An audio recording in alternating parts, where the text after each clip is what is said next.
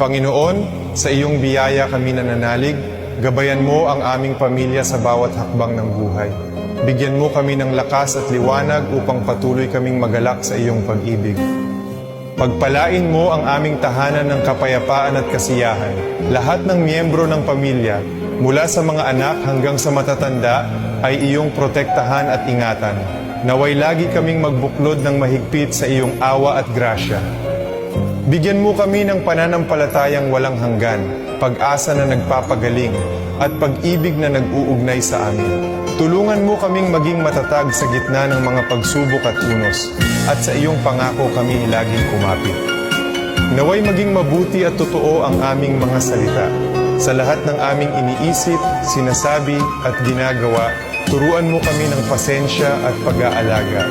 Sa iyong karunungan, alam naming naririnig mo kami. Salamat, Panginoon, para sa aming mahal na pamilya. Salamat sa iyong presensya na laging kasama namin.